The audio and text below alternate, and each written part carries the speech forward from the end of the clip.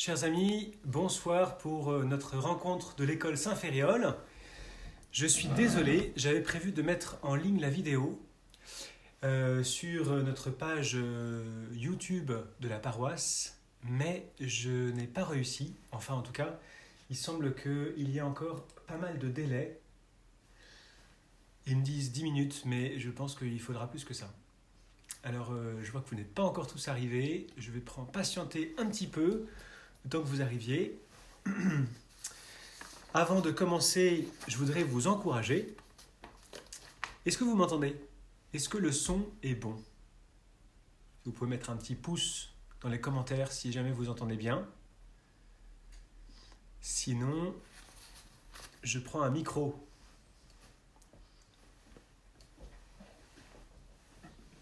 Je vais baisser un petit peu tout ça. Pardon. Est-ce que...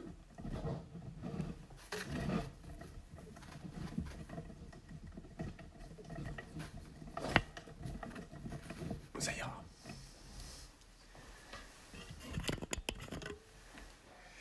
Voilà. Eh bien, mes amis, commençons comme il se doit, en commençant par invoquer l'Esprit Saint. Demandons au Seigneur la grâce qu'il nous donne ses lumières pour bien entrer dans sa parole. Viens, Esprit Saint, remplir le cœur de tes fidèles et allumer en eux le feu de ton amour. Envoie ton Esprit, Seigneur, et il se fera une création nouvelle, et tu renouvelleras la face de la terre. Prions. Ô Dieu qui as instruit les cœurs de tes fidèles par la lumière de ton Esprit Saint, donne-nous, par ce même Esprit, de comprendre et d'aimer ce qui est bien, et de jouir sans cesse de cette divine consolation. Par Jésus le Christ, notre Seigneur. Amen. Au nom du Père et du Fils et du Saint-Esprit. Amen. Voilà mes frères, ce soir je vais vous présenter deux livres, le livre de Daniel, puis le livre de l'Apocalypse.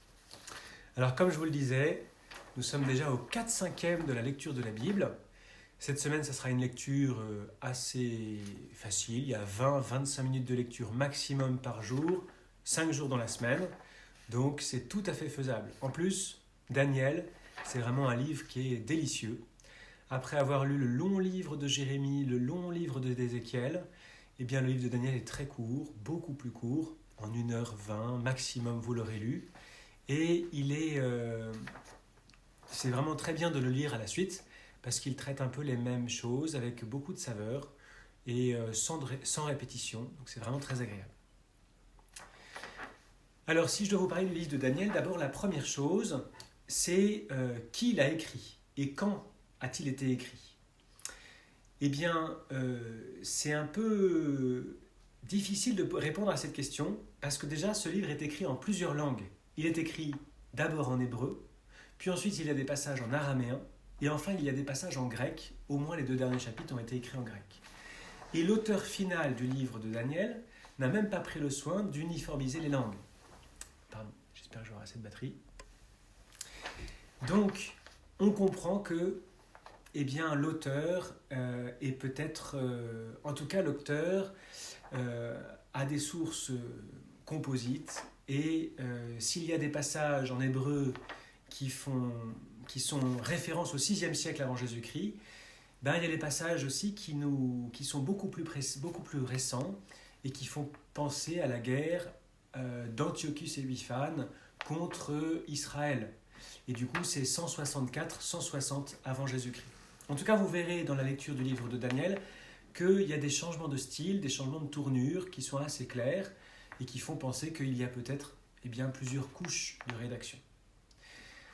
Mais les prophéties aussi qui sont dedans nous font état de 70 semaines d'années, c'est-à-dire 490 ans, et il est quelquefois d'usage de dire que ce livre a été écrit environ 500 ans avant Jésus-Christ.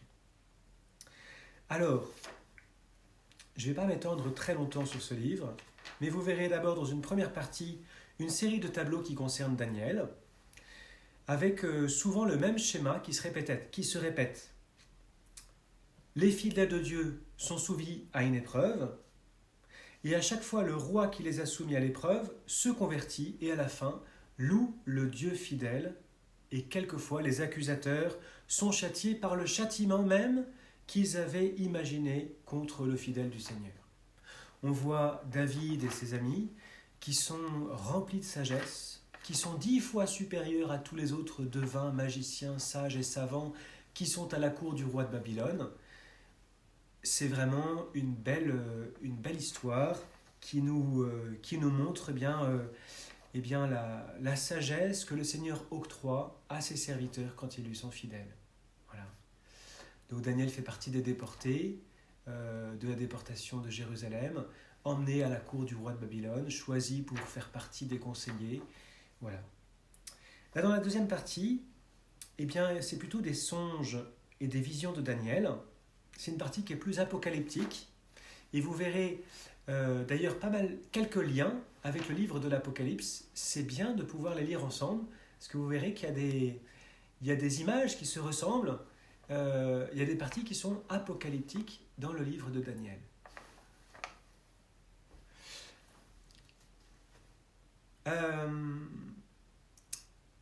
Dans cette deuxième partie, on sent une épreuve, un passage difficile, on s'en sent une période de crise où, à vue humaine, il n'y a pas beaucoup d'espoir. Et le prophète Daniel vient justement là exprimer sa foi. On voit, comme dans l'Apocalypse, des bêtes énormes qui surgissent de la mer. La mer, vous savez, c'est un peu la résidence, lieu de la résidence et de la puissance du mal. Et ces bêtes qui ont des visages bizarres, qui sont elles-mêmes des compositions de d'autres bêtes, c'est un peu comme des personnalisations du mal. Ce sont des personnages composites. Voilà. Puis on voit l'intervention de Gabriel à l'heure de l'oblation du soir, puis un peu plus tard l'intervention de Michel et la prophétie des 70 semaines. Enfin, ça se termine dans les 2 derniers chapitres par 2 petites histoires succulentes. L'une notamment l'histoire de Suzanne et ensuite l'histoire contre le dieu Bel que le roi je ne sais plus le nom du roi voudrait que Daniel adore ce dieu en métal fondu et Daniel lui montre tout simplement que ce n'est pas un dieu mais que les serviteurs de ce dieu se chargent de s'empiffrer de tous les mets que le roi donne à ce dieu pensant que ce dieu mangeait ces mets-là.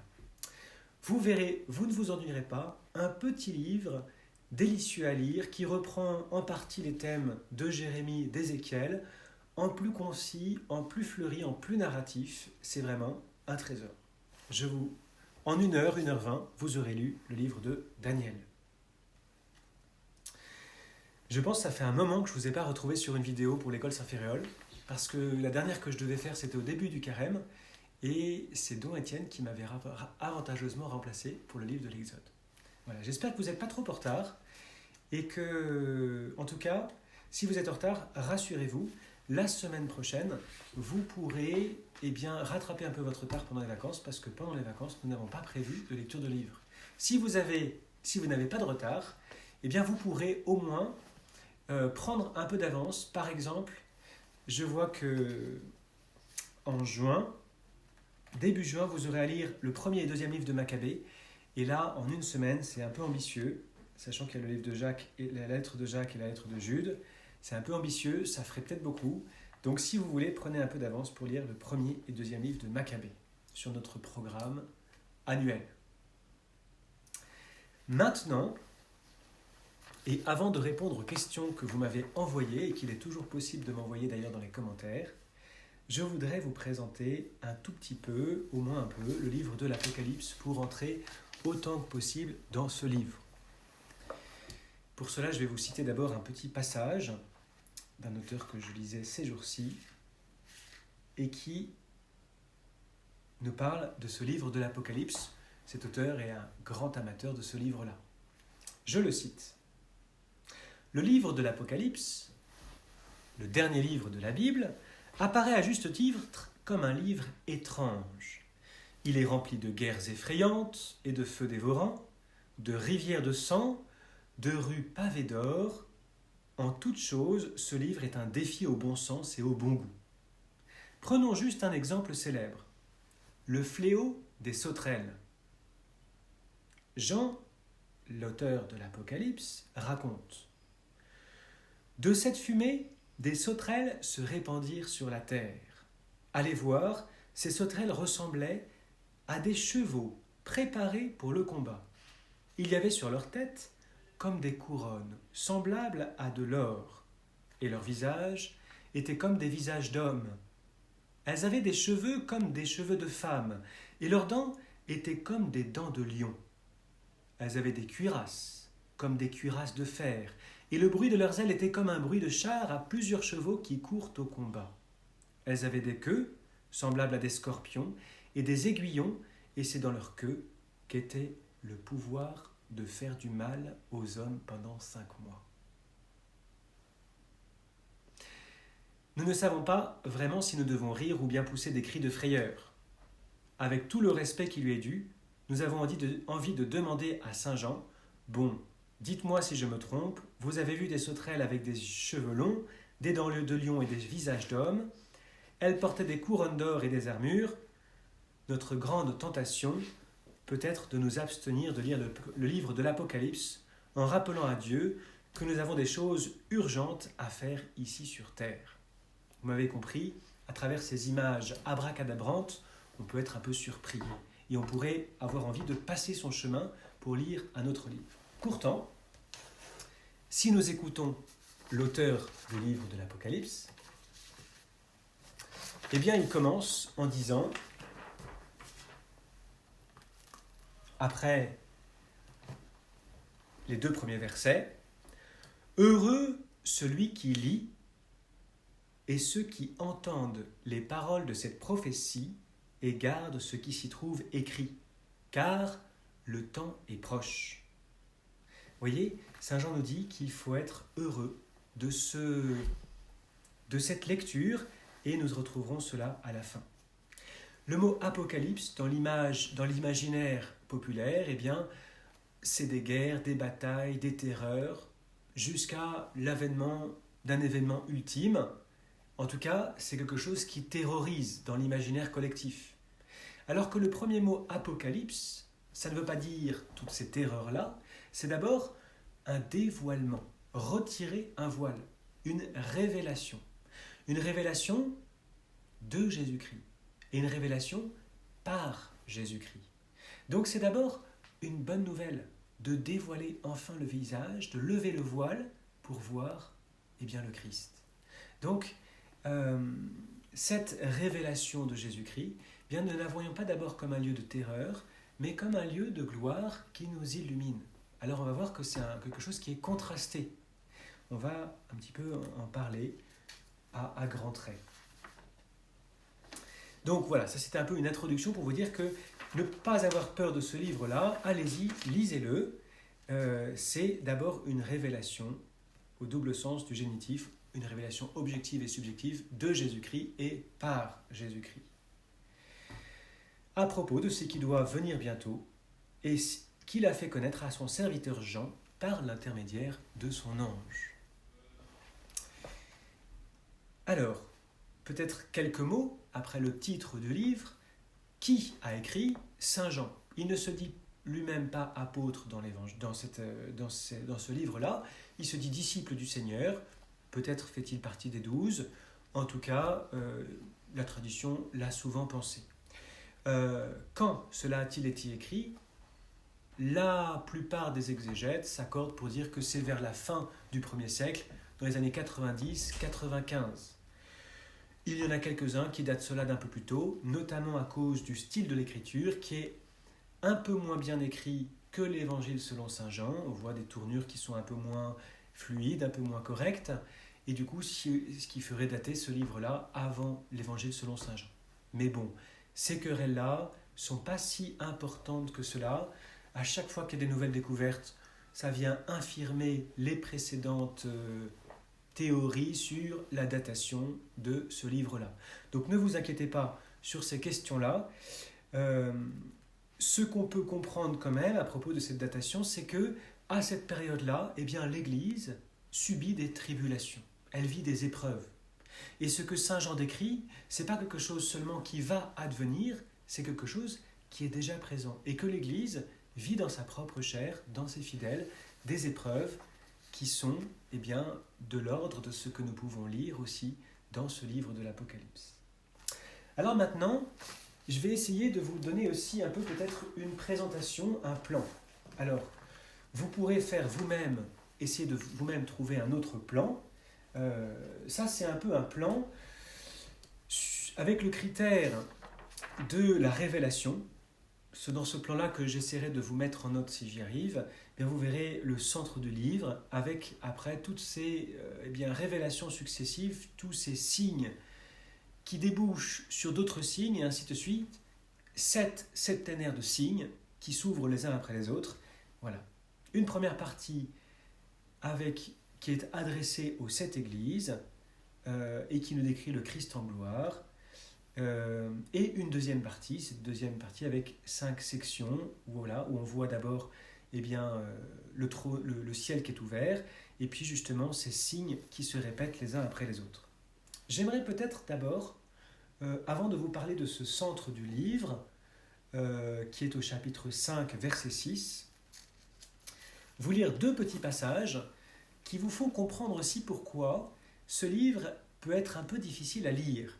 Ce livre peut être un peu difficile à lire si on tente de matérialiser, d'imaginer dans notre tête ce qui est décrit par l'auteur de l'Apocalypse, Saint Jean. Parce que, je vais vous le lire.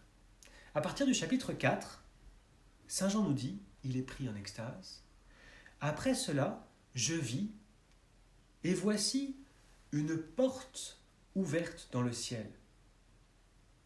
Et la première voix que j'avais entendue, c'est comme celle d'une trompette qui parlait avec moi, me dit « Monte ici et je te montrerai ce qui doit arriver dans la suite. » Quand on arrive à cette porte-là, à partir de ce passage-là, au chapitre 4, verset 1, dans l'Apocalypse de Saint Jean, tous les repères spatio-temporels sont bouleversés. Et c'est compliqué d'essayer de dessiner, modeler ce qui est décrit dans ce livre. C'est une vision du ciel. Les images de la terre sont insuffisantes pour nous parler de la réalité du ciel. Même Jésus dans l'Évangile, il multiplie les belles images pour nous parler du royaume de Dieu, de son Père, et toutes ces images superposées sont encore loin de la splendeur de la réalité que Dieu a préparée pour nous. Déjà, la création est magnifique, et le monde, le paradis que Dieu a fait pour nous, cette Jérusalem céleste qui descend du ciel d'auprès de Dieu, elle est infiniment plus belle et nos mots de la terre sont insuffisants pour essayer de décrire cela. Et on le sent bien dans le livre de l'Apocalypse. Alors n'essayez pas de tout comprendre, même s'il y a beaucoup de symbolisme. Pour les symbolismes, je vous invite à aller voir les notes qui sont dans le bas de votre texte. Quelquefois, les Bibles essayent d'expliquer un peu le symbolisme de ces images-là. Première porte ouverte au chapitre 4. Et si on va un peu plus loin, juste avant le chapitre 12, de nouveau, on a le même genre d'événements. Et au chapitre 19 du verset 11, et le sanctuaire de Dieu s'ouvrit. Après cette porte dans le ciel, c'est le sanctuaire, quelque chose d'encore plus haut, encore plus profond. Le sanctuaire de Dieu s'ouvrit, celui qui est dans le ciel, et apparut alors l'arche de l'alliance dans son sanctuaire. Il y eut des éclairs et des voix et des tonnerres, et une secousse et un tremblement de terre, et une forte grêle. Et puis après, on a cette fameuse image de l'arche d'alliance. Cette femme enveloppée du soleil, couronnée des étoiles, que l'Église a toujours associée à la Vierge Marie. Vous voyez, cette arche d'alliance, une fois qu'on entre dans le sanctuaire de Dieu. Et une fois de plus, les images sont bouleversées. Et on aurait de la peine à essayer de dessiner ce que nous décrivons. Voilà pour vous dire que ce que Saint Jean décrit, c'est quelque chose qui est dans le ciel. Et c'est pour cela que les images sont troublantes, sont difficiles à dessiner. Mais je vous invite quand même à lire avec détail, parce que Saint Jean, c'est toujours très dense, il y a toujours beaucoup de choses, et ce langage est aussi un peu allégorique, et c'est important d'essayer de s'attacher à comprendre. En tout cas, je vous invite, en lisant le livre de l'Apocalypse, à essayer de noter eh bien, cette succession de signes qui sont donnés. Vous voyez, il y a d'abord les trompettes, les 7 sceaux, pardon, puis les trompettes, les malheurs, les 7 tonnerres, les 7 fléaux, les coupes. Vous voyez, toute cette série de signes qui s'ouvrent à chaque fois qu'on a l'impression qu'on arrive à la fin d'une série, il y a une nouvelle série qui démarre. 7 séries de 7 signes. Voilà. Le chiffre 7 dans la Bible, ça veut dire la plénitude. Eh bien, cela nous dit quelque chose d'une plénitude de signes, une plénitude des temps qui doit advenir jusqu'à ce que, eh bien, on arrive au chapitre 21. Je vis un ciel nouveau et une terre nouvelle. Car le premier ciel et la première terre s'en étaient allés, et la mer n'est plus. La mer, comme je vous disais tout à l'heure, ce lieu qui symbolise le mal, de là qui viennent tous les maux. Et je vis la ville sainte, la Jérusalem nouvelle qui descendait du ciel d'auprès de Dieu, prête comme une épouse parée pour son époux.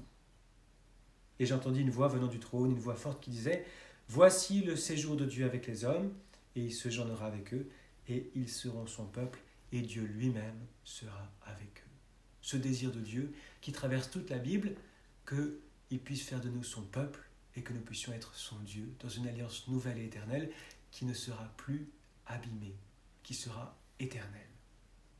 Voilà pour cette introduction vaste pour essayer de décrire un peu ce plan, mais je voudrais revenir un tout petit peu sur le cœur du livre.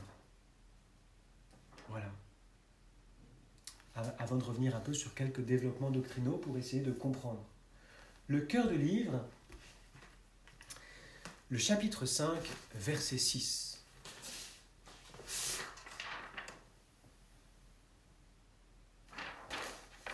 Faut que je le retrouve. Voilà. Alors je vis debout entre les trônes aux 4 vivants et les vieillards, un agneau, comme égorgé, portant 7 cornes et 7 yeux, qui sont les 7 esprits de Dieu en mission par toute la terre. Voyez, on a, entre le verset 6 et 14, eh bien, au chapitre 5 de l'Apocalypse, je vais y revenir, eh bien, la description de cet agneau. On est au cœur de l'Apocalypse. L'auteur de l'Apocalypse pleure beaucoup parce qu'il y a un petit livre qui est scellé de 7 sceaux et nul n'a été trouvé digne d'ouvrir le livre. Et il y a cet agneau qui apparaît. Vous savez, ce mot agneau, eh bien, c'est un mot qui est très connoté pour nous. On pense aux Hébreux qui, à la sortie d'Égypte, avaient été chargés d'offrir un agneau par famille ou par maisonnée. Et cet agneau, le sang de cet agneau qui devait être mis sur le linteau des portes, devait permettre eh bien, à l'ange exterminateur de passer la Pâque au-dessus des maisons des Hébreux pour que eh bien, les premiers-nés soient épargnés. Grâce au sang de l'agneau, tous les premiers-nés des Hébreux ont été épargnés. Et cet agneau-là nous parlait d'un autre agneau, l'agneau sans défaut et sans tache, l'agneau immolé, immaculé, l'agneau de Dieu qui enlève le péché du monde, l'agneau véritable, Jésus-Christ, lui qui est sans péché, qui lui aussi a donné son sang pour nous, et son sang qu'il veut répandre sur nous pour que nous soyons épargnés de la mort. Que le sang du Christ, le sang de l'agneau, eh bien, nous épargne eh bien, cette mort-là. Il a donné sa vie pour nous. Cet agneau-là, eh bien, il nous est décrit comme étant debout, le signe de la vie. Et en même temps, il est comme égorgé. Vous voyez, on sent qu'il y a là une référence aussi à la croix. Jésus qui a donné sa vie. Et il porte les 7 cornes. Les cornes dans la Bible, c'est le symbole de la puissance. 7 cornes, 7 c'est la totalité de la plénitude. Il a la toute-puissance. Il est omnipotent. Il a aussi 7 yeux, les yeux.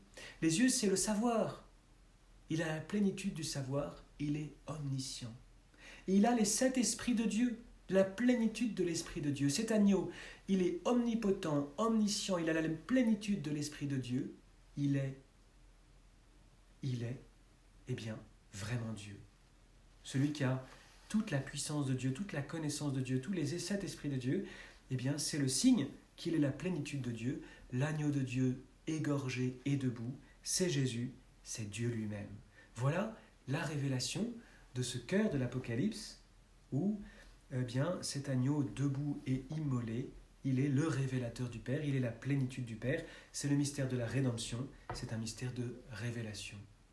Et je vous le disais, dans l'homélie de samedi soir, il est le visage le plus authentique du Père, de sa miséricorde. Voilà. Une immolation éternelle du Verbe qui est réalisée dans le temps. Cet agneau qui est à la fois égorgé et vainqueur. Et puis après, cet agneau, il ouvre le livre, les 7 esprits. Et puis ensuite, il y a l'ouverture des sceaux les uns après les autres, qui est un dévoilement, une révélation par Jésus-Christ, de Jésus-Christ. Alors maintenant, j'aimerais revenir peut-être un peu plus sur quelques thèmes de l'Apocalypse qui pourraient nous faire un petit peu peur. J'avais des questions notamment, vous voyez, je vais y revenir dessus, c'est sur mon ordinateur, à la fin.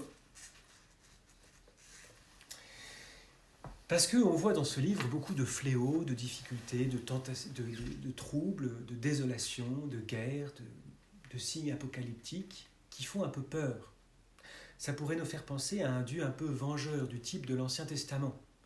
Mais je crois et du coup nous écarter un peu de l'image d'un Dieu amour qui nous est révélé en Jésus-Christ, d'un Dieu miséricordieux, ou peut-être il y aurait une insistance trop forte qui serait mise sur la justice de Dieu. D'ailleurs, on le voit dans les martyrs qui sont sous l'autel dans l'Apocalypse, vous lirez ce passage-là, ils crient vers Dieu en disant « Jusqu'à quand, Seigneur, tarderas-tu à nous faire justice ?»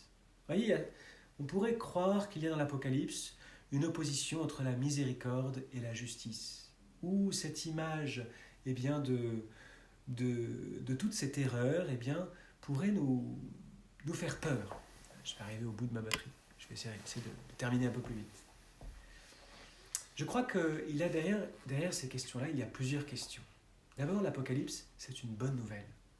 Qu'est-ce qu'on voit ? On voit que Dieu, par l'intermédiaire de son ange à Saint Jean, nous annonce des fléaux et des calamités. Et qu'est-ce qui se passe ? Cela se réalise. Et quand cela se réalise, qu'est-ce qui se passe ? Les gens ne se convertissent pas. Pourtant, ils sont au courant et ils voient que cela se réalise sous leurs yeux. Et pourtant, ils ne se convertissent pas. Alors du coup, d'autres signes sont annoncés, encore plus terribles, qui se réalisent et de nouveau, les gens ne se convertissent pas. Vous voyez, c'est ce même mécanisme qui se reproduit à chaque fois. On ne se convertit pas, pourtant les signes sont annoncés, ils sont là. Mes frères, si vous reconnaissez des signes de l'Apocalypse dans le monde qui nous entoure, c'est que c'est le moment de vous convertir. Ne reportez pas cela. Jésus lui-même le dit à propos de la fin des temps. Le Fils de l'homme, quand il viendra sur la terre, trouvera-t-il la foi sur la terre ? Voyez, malgré tous ces signes annoncés, malgré la réalisation de ces signes, on tarde à nous convertir. Mes frères, ces signes des temps, ces signes apocalyptiques, ils sont tous présents depuis la fin des temps qui a commencé, qui a été inaugurée par le règne du Christ il y a 2000 ans. Tous les signes de la fin des temps sont présents.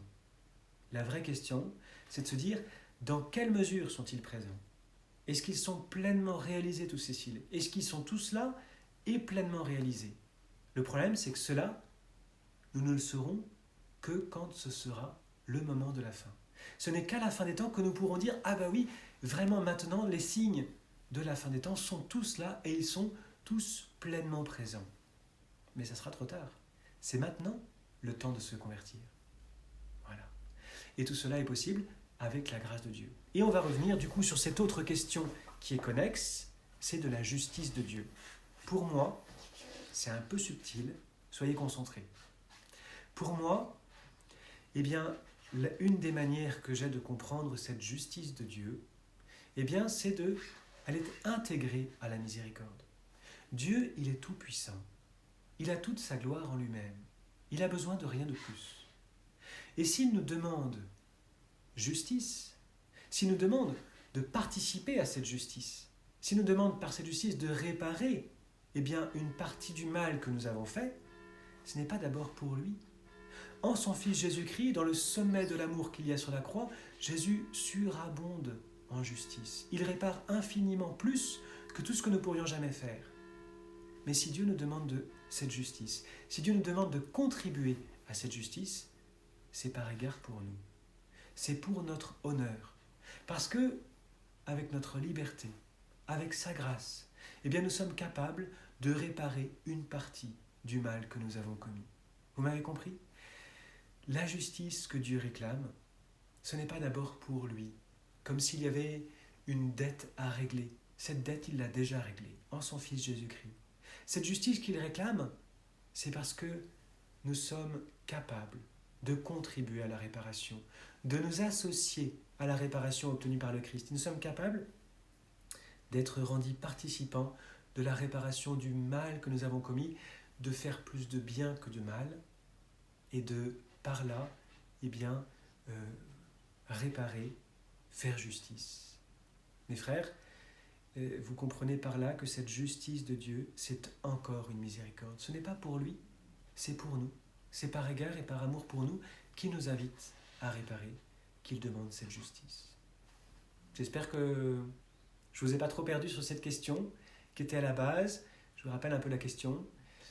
Cette image de l'Apocalypse, eh bien, pourrait nous mettre un peu trop l'accent sur un Dieu justicier plus qu'un Dieu miséricordieux révélé en Jésus-Christ. Mes frères, il faut les deux images. Peut-être que aujourd'hui, nous avons besoin davantage de comprendre ce que c'est que la justice de Dieu. On voit dans les apparitions mariales de ce dernier siècle que la Vierge Marie fait abondamment référence à l'Apocalypse. Peut-être que nous ne la lisons pas assez dans la liturgie et que nous devrions compléter par notre propre lecture ces manques-là pour essayer aussi d'intégrer cette dimension de la justice à notre vie. J'espère que j'ai un peu répondu à cette question qu'on trouve dans l'Apocalypse. Maintenant, une autre question qui m'est parvenue cette semaine et à laquelle je vais tenter de répondre, mais je pense que là, je vais plus vous perdre qu'autre chose. C'est une question un peu plus vaste sur la Bible. J'entends des gens qui me disent, qui me disent que les passages qu'ils lisent dans la Bible, sont un peu trop loin d'eux. Ils lisent qu'il y a des hommes qui vivent 900 ans, il y a des prophètes qui annoncent ce qui doit arriver. C'est un peu loin de leur quotidien, entre la cuisine, le ménage, les enfants, Oui. On comprend bien cette question-là. Et pour répondre un peu à cette question, du coup, ils décrochent, parce que ces questions-là, qui sont à peu près, ces images et ce qu'ils lisent dans la Bible, ça leur paraît bien loin de leur quotidien. Alors, j'aurais quand même tenté de répondre un peu à cette question. D'abord, peut-être de manière toute simple, il ne faut pas se contenter d'un passage de l'Écriture. Il faut multiplier les passages de l'Écriture pour enrichir l'image que nous faisons de Dieu. C'est une image que nous n'aurons jamais fini d'affiner. Ce n'est que dans le ciel que nous pourrons contempler l'authentique visage du Christ. Mais déjà, aujourd'hui, il faut multiplier les passages de l'Écriture pour essayer de mieux comprendre ces passages plus obscurs.